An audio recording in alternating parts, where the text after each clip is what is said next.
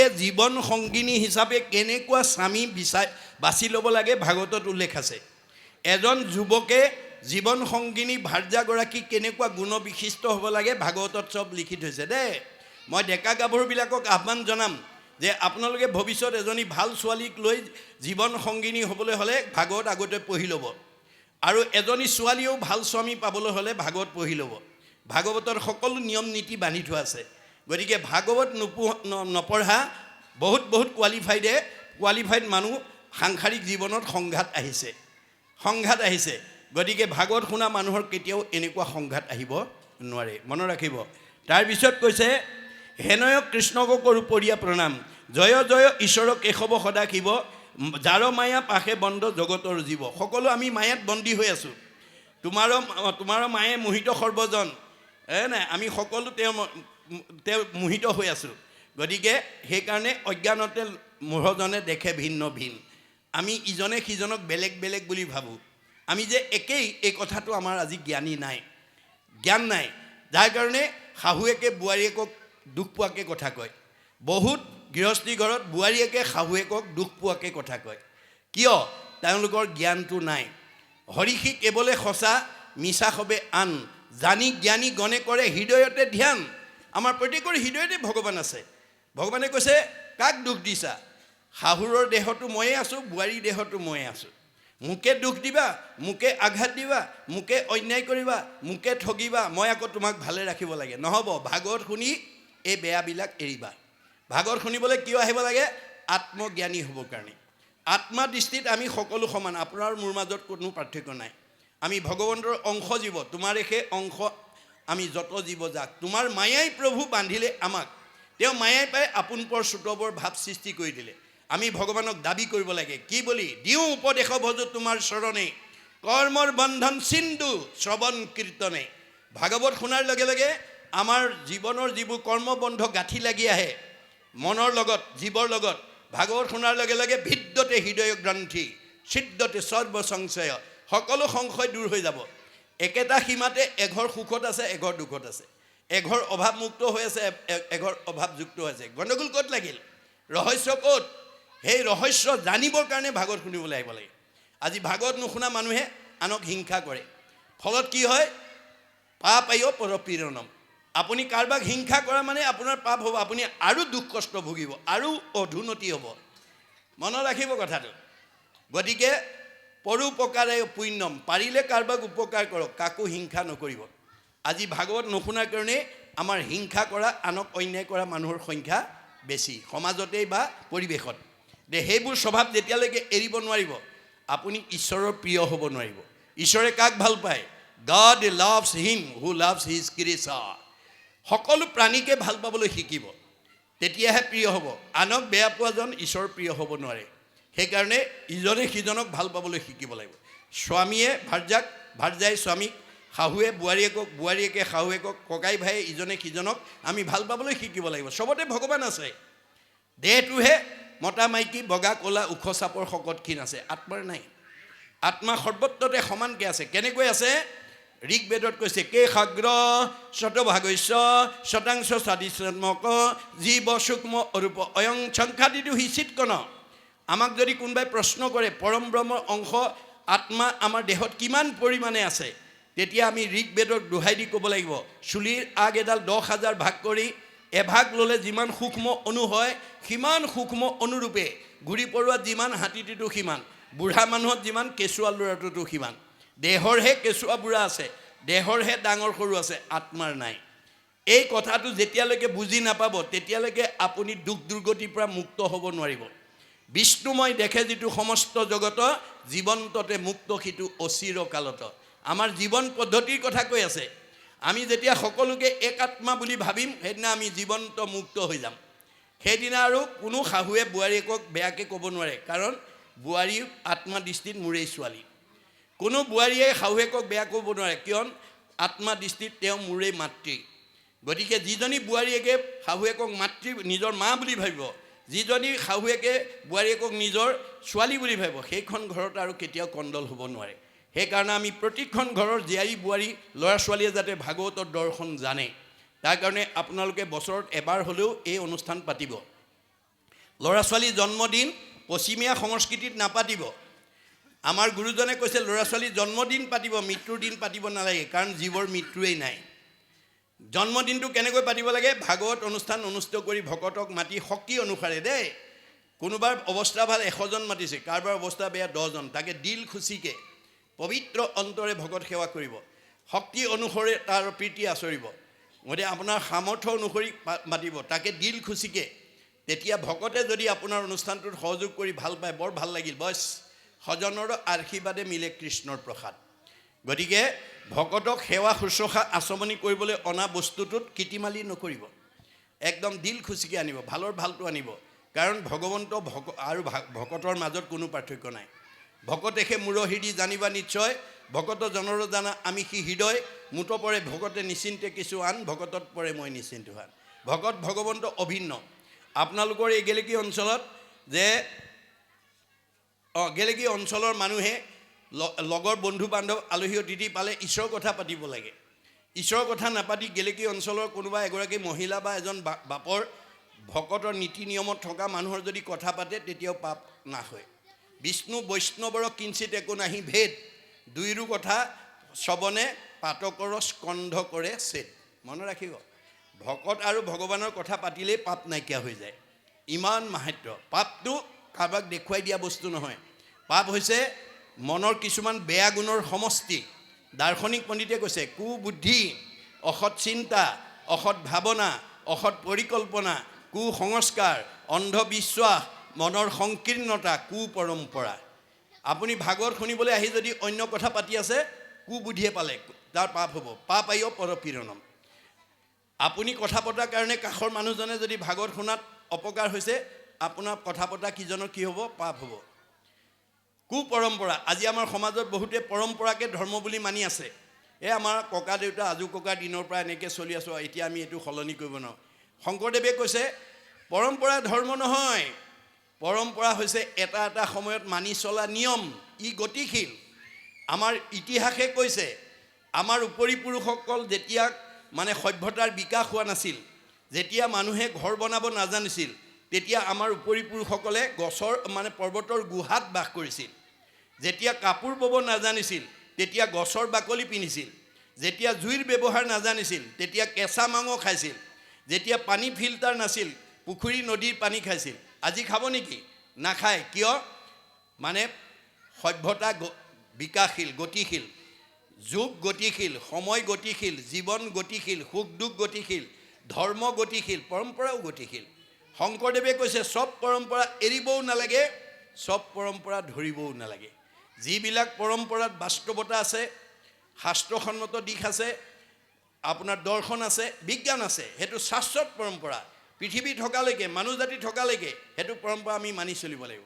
যিবিলাক পৰম্পৰাত এইটো নাই, সেইটো এৰিব লাগিব।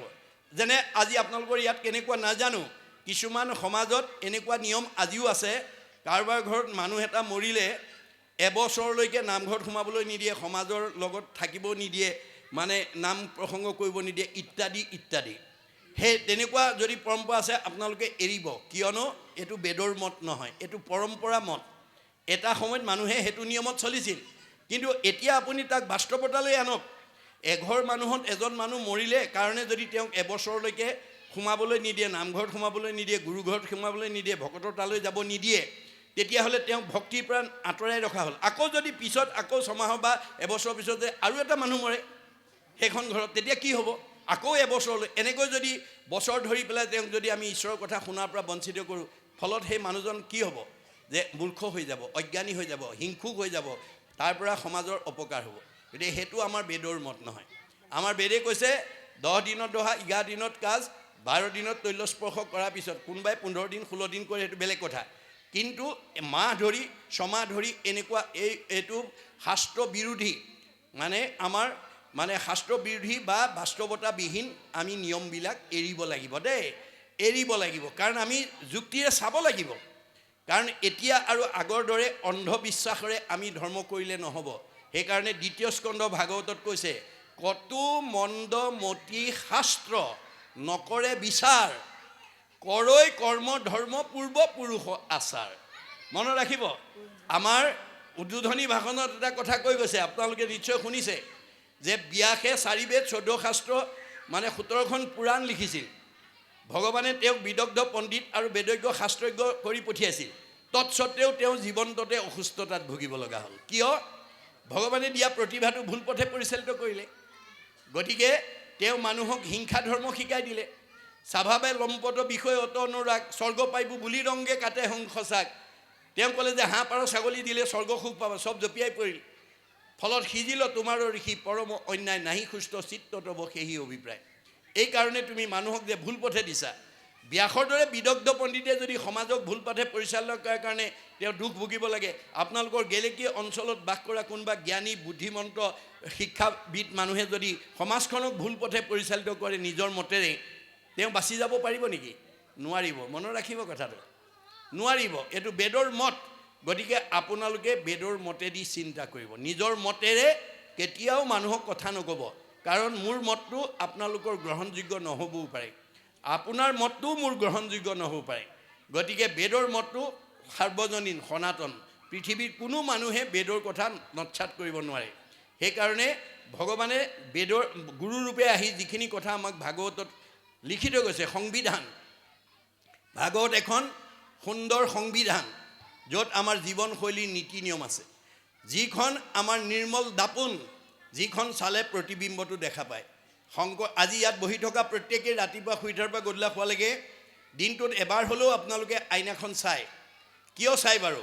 গুৰুজনে শাস্ত্ৰত লিখিছে, তুমি জগ জীৱ তোমাক পুজিলে পাই আপোনাক যায়, যেন মুখ শ্ৰীক প্ৰতিবিম্ব মুখ দেখয় দৰ্পণ চাই। দৰ্পণ মানে আইনা। আমি আইনাখন কিয় চাওঁ? মই আগতকৈ বগাই হৈছোনে, ক'লা হৈছোনে, শকত হৈছোনে, ক্ষীণাইছোনে, মোৰ গালত কিবা স্পট পৰিছে নেকি, তাক জানিবৰ কাৰণে আমি আইনাখন চাওঁ। গতিকে আৰু বিকল্প ল'ব পাৰোঁ। ঠিক তেনেকৈ ভাগৱত শুনিলে পঢ়িলে হৃদয়খনৰ কথা জানিব পাৰিব, যে যিখন হৃদয়ত ভগৱন্ত নিৰ্বাস কৰি আছে, সমস্ত ভূতৰে মই আছোঁ হৃদয়ত। হৃদয়খনক বৃন্দাবন বুলি কোৱা হয়। বৃন্দ মানে আনন্দ, অবন মানে ৰক্ষণ স্থান। য'ত আনন্দ থাকে সেইখনেই বৃন্দাবন, অৰ্থাৎ হৃদয় বৃন্দাবন। ভগৱন্ত হৃদয়ত আছে। গতিকে হৃদয়খন আমি কেনেকৈ ৰাখিব লাগিব? ভগৱন্ত থকা জেগাকণ সত্যম শিৱম সুন্দৰ। আপুনি ভগৱন্ত থকা জেগাকণত যদি আসুৰিক ভাৱ থাকিবলৈ সুবিধা দিয়ে, কোনবিলাক আসুৰিক ভাৱ? কাম, ক্ৰোধ, লোভ, মোহ, মদ, মাৎসৰ্য, ঈৰ্ষা, হিংসা, কুৰ্চুট, কপট, ঠগ, প্ৰবঞ্চনা, পৰনিন্দা, পৰচৰ্চা, অভিমান, অহংকাৰ, পৰ অন্যায়, জেদ ভাৱ। এই আসুৰিক ভাৱবিলাক যাৰ হৃদয়ত থাকিব, সি ডেকা ল'ৰাই হওক বা গাভৰু ছোৱালী হওক, বোৱাৰীয়ে হওক বা শাহুৱেই হওক, পিতৃয়ে হওক বা মাতৃয়ে হওক, সেইখন লেতেৰা হৃদয়। লেতেৰা হৃদয় কৃষ্ণ চৈতন্য হৈ নাথাকে। কৃষ্ণ চৈতন্য হৈ নথকা হৃদয়খনৰ মানুহে খোলা হাঁহি মাৰিব নোৱাৰে। মনত ৰাখিব কথাটো। গতিকে আমি হৃদয়খন সুন্দৰকৈ ৰাখিবলৈ ভাগৱত শুনিবলৈ আহিব লাগে। ভাগৱতে আমাক হৃদয়খন পবিত্ৰ কৰি ৰখাৰ কথা কৈছে, য'ত ভগৱন্ত নিবাস কৰি আছে। তেতিয়াহে আপুনি খোলা হাঁহি মাৰিব পাৰিব, তেতিয়াহে আপোনাৰ জীৱনলৈ শান্তি আহিব। আপুনি পৰহিংসা পৰচৰ্চা ভাৱ লৈ পেলাই কেতিয়াও ভগৱানৰ প্ৰিয় হ'ব নোৱাৰিব। ভগৱান প্ৰিয় নোহোৱাজনে কেতিয়াও মনৰ কামনা পূৰণ কৰিব নোৱাৰে। এই তথ্য আমাক দিছে। তাৰ পাছত কৈছে যে মিলৈ মুখ্য যাৰ নাম শ্ৰৱণ কীৰ্তনে, কৰো প্ৰণিপাত হেন কৃষ্ণৰ চৰণে। যাৰ নাম শুনিলে মুক্তি পায়, সেইজনক মই প্ৰথমতেই সেৱা জনাইছোঁ। নমো দামোদৰ দেৱ জগত কাৰণ, যাহাৰ মায়াতো হুৱে সৃষ্টি স্থিতি লয়। কি বুলি কৈছে? নমো নমো দামোদৰ দেৱ জগত কাৰণ, ভকতৰ অভয়দাতা সত্য সনাতন। মানে তুমি কাৰ্য কাৰণ সমস্ত চৰাচৰ, নুহিকে অন্তৰ যেন সুবৰ্ণ কুণ্ডলৰ। যেনে সোণ আৰু অলংকাৰৰ মাজত যেনেকৈ পাৰ্থক্য নাই, তেনেকৈ আত্মা আৰু পৰমাত্মাৰ মাজত আমাৰ কোনো পাৰ্থক্য নাই। গতিকে যিজনে আমাক চৈতন্য কৰি ৰাখিছে, যিজন থকাৰ কাৰণে আমি চকুৰে দেখিছোঁ, কাণেৰে শুনিছোঁ, মুখেৰে খাইছোঁ, হাতেৰে কৰিছোঁ, ভৰিৰে গৈছোঁ, অৰ্থাৎ জীয়া মানুহ হৈ আছোঁ, সেইজনৰ কথা শুনিবলৈ, সেইজনৰ কথা ভাবিবলৈ, সেইজনৰ কৰ্ম কৰিবলৈ আমাৰ যদি সময়ৰ অৱকাশ নাই, আমাৰ এই ৰথখন ভালকৈ নচলিব দেই। আমাৰ অৰ্জুনক কৈছে, দেহৰ ৰথ ঘোঁৰা মন, ইন্দ্ৰী প্ৰাণ সেনাগণ, বিষয় অৰণ্য ভৈলতাৰ। আজি আমাৰ সমাজত বহুত মানুহ যিজন আমাৰ হৃদয়ত থকাৰ কাৰণে আমি জীয়া মানুহ হৈ আছোঁ, সেইজনৰ কথা শুনিবলৈ, সেইজনৰ কথা ভাবিবলৈ, সেইজনৰ কৰ্ম কৰিবলৈ আমাৰ সময় নাই। তেতিয়া আপোনাৰ ৰথখন ভালকৈ নচলিব। ৰথখন কাক কৈছে? দেহ ৰথ, ঘোঁৰা মন, ইন্দ্ৰী প্ৰাণ সেনাগণ, বিষয় অৰণ্য ভৈলতাৰ। অৰ্জুনক কোৱাৰ চলে আমাক কৈ আছে যে আমাৰ এই দেহটো ৰথ, আপোনাৰ মনটো ঘোঁৰা আৰু দশ ইন্দ্ৰিয় সৈন্য সামন্ত। আপুনি যদি লগত নিব নোৱাৰা ধন টকা পইচা মান সন্মানৰ পিছত যদি দৌৰি থাকে, নেৰিবেকত ধনে ধানে মানে শকতি, নাপাইবে উদ্ধাৰ সখী যাইবে অধোগতি। যিবোৰ বস্তু লগত নিব নোৱাৰোঁ তাৰ পিছত গৈ নাথাকিব, যাব পাৰিব। কি হ'ব? বেদে কৈছে ধায়তো বিষয়ান পুঞ্চ সংগস্তে সুপ্ৰজায়তে সংগাত সংজায়তে কাম কামাত ক্ৰোধ অভিজায়তে ক্ৰোধাত ভৱতি সন্মোহ সন্মোহাত স্মৃতি বিভ্ৰম স্মৃতি ভঞ্চাত বুদ্ধিনাশন বুদ্ধিনাশাত প্ৰণশ্যতি। গতিকে আপুনি লগত নিব নোৱাৰা ধন টকা পইচাৰ মানে লোভত যদি আগবাঢ়ি গৈ থাকে, বাধা পৰিলে খং উঠিব, খং উঠিলে মোহগ্ৰস্ত হ'ব, মোহগ্ৰস্ত হ'লে স্মৃতি নষ্ট হ'ব, স্মৃতি নষ্ট হ'লে বুদ্ধি নষ্ট হ'ব, আৰু বুদ্ধি নষ্ট হ'লে পথ বাচিব নোৱাৰি 84 নৰকত যাব লাগিব। গতিকে ভাগৱত নুশুনা মানুহ কেতিয়াও সঠিকভাৱে আগবাঢ়িব নোৱাৰে। মনত ৰাখিব, আজি বহুত কোৱালিফাইড মানুহে লগত নিব নোৱাৰা ধন টকা পইচা মোহত পৰি ৰঙা ঘৰৰ অতিথি হ'ব লগা হৈছে, বহুতৰ চাকৰি নিলম্বন হ'ব লগা হৈছে। মই ভাবোঁ সেইসকল কোৱালিফাইড মানুহ, সেইসকল উচ্চ পদস্থ বিষয়ত চাকৰি কৰা মানুহে যদি ভাগৱতৰ দৰ্শন জানে, তেওঁ কেতিয়াও তেনে বিপদত পৰিব নালাগে। মনত ৰাখিব কথাটো। যেতিয়া আমাৰ দাৰ্শনিক পণ্ডিত we must concentrate as much as we get from God. ভগৱানে আমাক যি দিছে পূৰ্ব পুণ্যৰ ফলে, গেলেকী অঞ্চলত য'ত আপোনাক ৰাখিছে, যি কৰ্ম কৰি যি ফল পাইছে, ভক্তিৰ দ্বাৰা তাতেই সন্তুষ্ট থাকি সুখে দুখে মুখে জনো চাৰে ৰাম নাম, সুখ দুখ সকলো সময়তে ঈশ্বৰৰ নাম ল'বলৈ আমি অভ্যাস কৰিব লাগিব। তেতিয়া তেজ মানে শক্তি, তেজ মানে প্ৰভাৱ, তেজ মানে প্ৰতিভা, তেজ মানে চেহেৰা, তেজ মানে কমনীয়তা, তেজ মানে পৰমায়ুস বাঢ়ি যাব। আপুনি আয়ুস বঢ়াবও পাৰে, আয়ুস কমাবও পাৰে, কিন্তু আমাক আয়ুস চবকে 100 বছৰ দিছে। তৎসত্বেও আমাৰ বহুত উঠি অহা প্ৰজন্ম 100 বছৰ আগতে গুচি গৈছে। কিন্তু শংকৰ মাধৱৰ দিনত কেইবাজনো আটা পুৰুষে তেওঁলোকৰ পৰা ভাগৱত ব্যাখ্যা শুনিছিল, কিন্তু তেওঁলোকৰ এটা চাৰিত্ৰিক বৈশিষ্ট্য আছিল। গুৰুতকৈ শিষ্য সিয়ান, খুচৰি খুচৰি লয় জ্ঞান। নজনা কথাবিলাক চব শিকি ল'লে। শিকাওঁতা মাধৱদেৱ 107 বছৰ জীয়াই থাকিলে, শিকাওঁতা শংকৰদেৱ 120 বছৰ জীয়াই থাকিলে। তেওঁলোকৰ পৰা শিক্ষা লোৱা বদলা আটাই 130 বছৰ, ৰাম আটাই 140 বছৰ, মথুৰা দাস আটাই 151 বছৰলৈ আয়ুস বঢ়ালে। ভগৱানে দিয়া বয়স 100 বছৰে আছিলে। এই উপৰঞ্চি বয়সবিলাক কাৰ পৰা পালে? যিবিলাকে অনাচাৰ বেভিচাৰ ভ্ৰষ্টাচাৰ কৰিব, তাৰ পৰা আয়ুস কাটি নি নিয়ম মনাজনক যোগ দিব। আপোনালোকে গেলেকী গাঁৱত এবাৰ পৰীক্ষা কৰি চাব, গেলেকী গাঁৱৰ চাৰিসীমাত বাস কৰি থকা আটাইতকৈ বেছি বয়স পোৱা মতা মানুহ কোন আছে আৰু আটাইতকৈ বেছি বয়স পোৱা মাইকী মানুহ কোন আছে? যিজন মতা মানুহে নীতি নিয়মত থাকিব আৰু ঈশ্বৰত ভক্তি থাকিব, তেওঁ আনবিলাক মতা মানুহতকৈ আয়ুসটো বাঢ়িব। যিজনী মাইকী মানুহ নীতি সদাচাৰত থাকিব আৰু ঈশ্বৰত ভক্তি থাকিব, তেওঁ আনতকৈ আয়ুস বাঢ়িব। মনত ৰাখিব কথাটো। আপুনি আয়ুস বঢ়াবও পাৰে, আয়ুস কমাবও পাৰে। আপোনাৰ স্বাস্থ্য ভালেও ৰাখিব পাৰে, আপোনাৰ স্বাস্থ্য সোনকালে ভাঙি পেলাবও পাৰে। সেইবোৰ সকলো দায়িত্ব আমাৰ ওপৰত আছে। যে ভাগৱত শুনা মানুহ এই বিপদত পৰিব নালাগে। তাৰপিছত কৈছে যে কৃষ্ণপদ পংকজক ধৰি হৃদয়ত, গুৰুৰ চৰণ মনে ধৰি শিৰোগত। আপোনালোকক যিজনে সৎজ্ঞান দিয়ে সেইজনেই গুৰু, সেইজনেই ঈশ্বৰ, সেইজনেই সুহৃদ, সেইজনেই বান্ধৱ। গতিকে সৎজ্ঞান বুদ্ধি দিয়াজনক সদায় চিন্তা কৰি আমি কৰ্মবিলাক আগবাঢ়ি যাব লাগে। সৃষ্টি স্থিতি লয় কেশৱৰ মুখ্য লীলা। ভগৱানে এইবোৰ সৃষ্টি স্থিতি লয় কৰি লীলা কৰি আছে। তেওঁৰ কোনো জন্মও নাই, মৃত্যুও নাই। স্বভাৱতে অজময়, জন্ম নাহি যাৰ, ভকতৰ ইচ্ছাই মই ধৰো অৱতাৰ। আপুনি ভকত হওক, আপোনাৰ ইচ্ছা পূৰণ কৰিবই, আপোনাৰ ইচ্ছা পূৰণ কৰিবই। ভগৱন্তৰ সেইটো বৈশিষ্ট্য।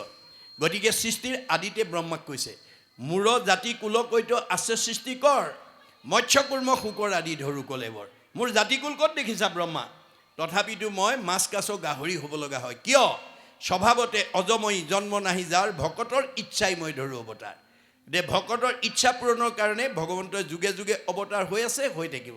গতিকে আমি ভকত হ'ব লাগিব দেই। ভকত হ'বলৈ কাণত গামোচা চেলেং ল'লেই নহ'ব, 3টা আখৰৰ গুণ থাকিব লাগিব। ভকত, ভ আখৰে কি কৈছে? ভ শব্দে ভগৱন্ত ভৱ বিমোচন, ভজন ভক্তিত তুষ্ট হুৱন্ত সিজন। ভগৱানে কাক ভাল পায়? মানুহৰ জন্ম পাই যি ৰাতিপুৱা গধূলি গাটো ধুই ধূপ এডাল জ্বলাই ঈশ্বৰ উপাসনা কৰে, সেইজনক ভগৱন্তই ভাল পায়। মাক বাপেকে কোন ল'ৰা ছোৱালীক ভাল পায়? যি ল'ৰা ছোৱালীয়ে মাক বাপেকক শ্ৰদ্ধা কৰে, ভক্তি কৰে, মৰম কৰে, আদৰ কৰে, কথা শুনে, শাক বচন মানে, দিহা পৰামৰ্শ মতে চলে, সেইটো সন্তান সকলো মাক বাপেকৰ মৰমৰ। কোনোবা ল'ৰা ছোৱালী হৈ যদি মাক বাপেকক শ্ৰদ্ধা নকৰে, ভক্তি নকৰে, মৰম নকৰে, আদৰ নকৰে, কথা নুশুনে, শাক বচন নামানে, দিহা পৰামৰ্শ মতে নচলে, সেইটো সন্তান কোনো মাক বাপেকৰ প্ৰিয় হ'ব নোৱাৰে। এইটো যেনেকৈ বাস্তৱ সত্য। আমি কাৰ সন্তান? আমাৰ ভাগৱতত কৈছে, যিজনৰ অতি পিতৃ তুষ্ট হ'ব দেও, জানিবা সিজন পিতৃ এক কৃষ্ণ দেও। আমাৰ সকলোৰে পিতৃ কৃষ্ণ, আমি তেওঁৰে সন্তান। তেওঁৰ সন্তান হৈ আমি পুৱা গধূলি ঈশ্বৰ উপাসনা কৰিছোঁ নে নাই? তেওঁৰ নাম গাইছোঁ নে নাই? তেওঁৰ কথা কৈছোঁ নে নাই? তাৰ ওপৰতহে আমাক কিমান ভাল পাব, কিমান বেয়া পাব, কিমান সুখত ৰাখিব, কিমান দুখত দিব, কিমান উন্নতি কৰিব, কিমান অৱনতি কৰিব, আপোনাৰ ঈশ্বৰৰ প্ৰতি থকা ভক্তিৰ ওপৰতহে নিৰ্ভৰ কৰিব। মনত ৰাখিব, যিমানেই ঈশ্বৰৰ প্ৰতি ভক্তি বাঢ়িব, সিমানেই আপোনাৰ সুখ শান্তি মানে আহি যাব। আপুনি 2 হাতে দিব, তেওঁ 4 হাতে দিব। আপুনি এগুণ দিব, তেওঁ অনন্ত গুণ দিব। এয়া হৈছে ভকত বৎসল ভগৱন্তৰ স্বভাৱ। সেইকাৰণে উদ্ধৱক যাবৰ সময়ত কৈ থৈ গৈছে, ব্ৰহ্মা হৰ হলায়ুধ লক্ষ্মী প্ৰিয় যায়। হে উদ্ধৱ, মই ব্ৰহ্মাকো ভাল পাওঁ, দাদা বলভদ্ৰকো ভাল পাওঁ, শিৱকো ভাল পাওঁ। এওঁলোক 3জনতকৈ মোৰ ভাৰ্যা লক্ষীক মই বেছি ভাল পাওঁ। লক্ষীতকৈও পৰম সুন্দৰ মূৰ দেখাই টুকায়া। মই নিজৰ ভাৰ্যাজনীতকৈ মোৰ নিজৰ দেহটোক বেছি ভাল পাওঁ, আৰু মোৰ নিজৰ দেহটোতকৈও সবাতো অধিক তুমি মূৰ প্ৰিয়তম, নাহি আন বান্ধৱ উদ্ধৱ তুমি খন। যদি আপুনি ভকত হয়, ভগৱন্তই নিজতকৈও ভাল পাব। গতিকে ভকত হ'বলৈ হ'লে এই 3টা আখৰ, ত শব্দে তৰণৰ উপায়ী শৰণ, হৃদয় মধ্যত দেখে কৃষ্ণ চৰণ, আৰু ক আখৰে এক আত্মা বুলি কৈছে। আমি একে আত্মা, আমাৰ কোনো মতা মাইকী ডাঙৰ সৰু উচ্চ নিচ নাই, আত্মাৰ নাই, দেহৰহে আছে মতা মাইকী বগা ক'লা। দেহ ধৰ্ম এৰি আত্মা ধৰ্ম ল'ব লাগে, বছ সিমানেই আৰু। তাৰপিছত কৈছে যে সৃষ্টি স্থিতি লয় কেশৱৰ মুখ্য লীলা, কৃষ্ণৰ কিংকৰে পদ শংকৰে ৰচিলা। এতিয়া কৃষ্ণই শংকৰ ৰূপে আহিছে, আহি তেওঁ কৃষ্ণৰ কিংকৰ বুলি কৈছে। মনত ৰাখিব কথাটো। শংকৰদেৱে আমাক কি আদৰ্শ দেখুৱাইছে? যে আমি সমাজত সদায় দাস্যত্বভাৱেৰে আগবাঢ়ি যাব লাগিব। আপুনি যদি সমাজত কিবা এটা স্থিতি ল'ব বিচাৰে, আপুনি যদি সমাজত এটা প্ৰতিষ্ঠা লভিব বিচাৰে, আমাৰ দাস্যত্ব ভাৱটো লাগিব। যাৰ অহংকাৰ ভাৱ আছে, তেওঁক সমাজে কেতিয়াও ভাল নাপায়। আমাৰ দাস্যত্ব ভাৱ লাগিব। শংকৰদেৱে কৃষ্ণই শংকৰ ৰূপে আহি কিংকৰ বুলি, নিজকে কৃষ্ণৰ চাকৰ বুলি এই দাস্যত্ব ভাৱ দেখুৱাইছে। সেইকাৰণে দাৰ্শনিক পণ্ডিতে কৈছে, to become great one we must be humble. আপুনি যদি সমাজত এজন শ্ৰেষ্ঠ প্ৰতিষ্ঠা হ'ব বিচাৰে, আপুনি নম্ৰ স্বভাৱৰ হ'বই লাগিব। অহংকাৰ মানুহক কোনেও ভাল নাপায়। সমাজে ভাল নোপোৱাজনক ঈশ্বৰেও ভাল নাপায়। গতিকে আমি সমাজে ভাল পোৱা কাম কৰিব লাগিব, আৰু অহংকাৰ শূন্যভাৱে আমি নিজৰ লগতে পৰিয়ালটো, সমাজখনক আমি আগুৱাই নিব লাগিব। এই তথ্য আমাক দিছে